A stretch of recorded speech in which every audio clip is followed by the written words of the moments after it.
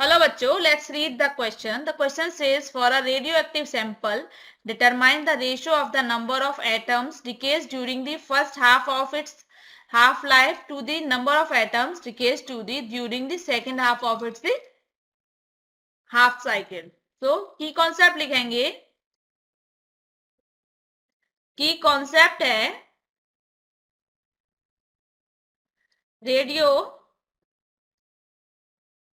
Active decay. यहाँ का की कॉन्सेप्ट है. सो यहाँ दे रखा है रेडियो एक्टिव सैंपल दे रखा है और उसमें डिके होता है, तो हमें निकालना है स्टार्टिंग में नंबर ऑफ एटम्स n0 से हाफ लाइफ में डिके होता है n0 डिवाइड बाय 2 और ये हाफ लाइफ है t हाफ. यहाँ से ये इस हाफ लाइफ को भी 2 पार्ट्स में डिवाइड कर दिया है. फर्स्ट हाफ, ये फर्स्ट हाफ हो गई और फिर ये हो गई सेकेंड हाफ. सो हमें निकालना है number of ratio of number of atom during first half of its half life and during second half of its half life. So हमें फॉर्मूला पता है. We no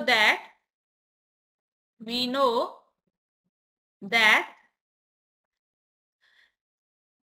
dn over dt is equal to lambda minus lambda n.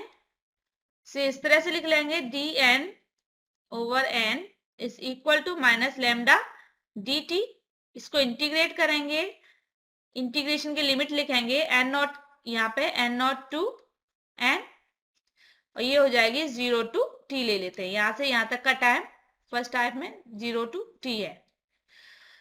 सो इसको integrate करेंगे, integrate करने के बाद value आएगी ln n limit n not to n equal to minus lambda t limit 0 to t.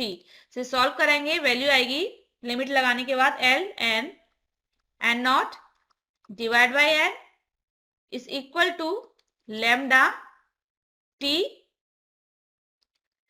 So यहां से देखते हैं t की वैल्यू, ये t हाफ लाइफ है, हाफ लाइफ की भी हाफ है. सो इसकी वैल्यू लिख लेंगे let t equal to t half divide by 2. So equation हो जाएगी ये equation lambda t half divide by 2. So हमें एक रिलेशन और पता है. We know t half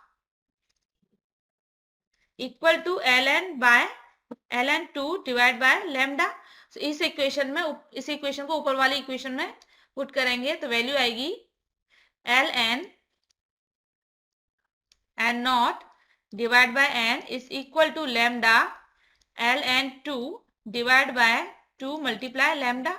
lambda to lambda cancel हो जाएगा, ये इक्वेशन आ जाएगी l n not divide by n equal to ln by 2. और इसे इस तरह से लिखेंगे, 2 को इधर ले लेंगे, 2 l n not divide by n equal to ये log 2 है ln 2. सो इसे और सॉल्व करेंगे तो l n ये आएगी value ln n not divide by n square. इसको इस तरह से लिख दें equal to ln 2. Anti log लेंगे बोथ साइड, सो इक्वेशन हो जाएगी n not square divide by n equal to 2. So यहाँ n not square divide by n square equal to 2. So इसे सॉल्व करेंगे, सॉल्व करने के बाद यहाँ से n की वैल्यू निकालेंगे तो n इज इक्वल टू आएगी n equal to n not divide by square root of 2. So first half life में जो नंबर डिके है, जो डायग्राम अभी ड्रॉ किया है इस तरह से, ये n नॉट टू n.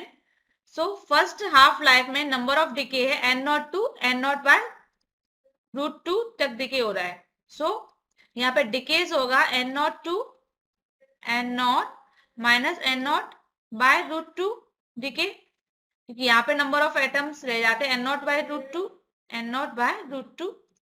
फिर सेकेंड हाफ लाइफ में नंबर ऑफ डिके आएंगे n not by 2 to n not by 2 तक। यहाँ पे नंबर ऑफ डिके क्या था, n not by 2। So second half life में क्या आएंगे, n नॉट बाय √2 से n नॉट बाय 2। सो यहाँ लिख लेते हैं number of decays in first half life, number of decays during first half life की वैल्यू आ जाएगी equal to n not minus n not divide by √2। दूसरा लिखेंगे number of decays during second half life की value आएगी equal to n not by √2 minus n not divide by 2।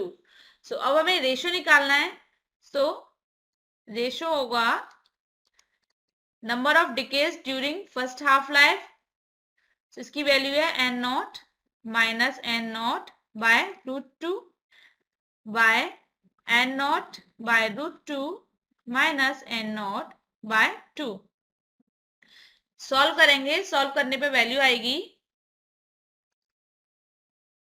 √2, n not में यहां से बाहर ले लेंगे, n not √2 minus 1 divide by, यहां से n नॉट बाय √2 बाहर ले लें, n not by √2,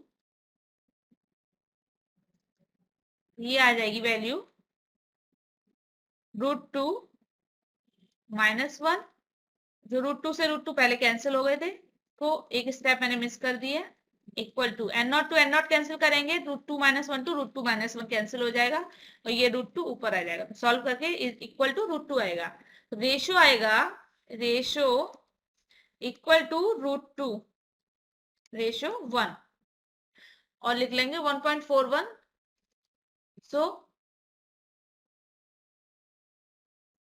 So the ratio of the number of atoms decays of during the first half of its half life to the number of atoms decays of during the second half of its half cycle is √2 ratio 1. Hope this answer of your question. Thank you.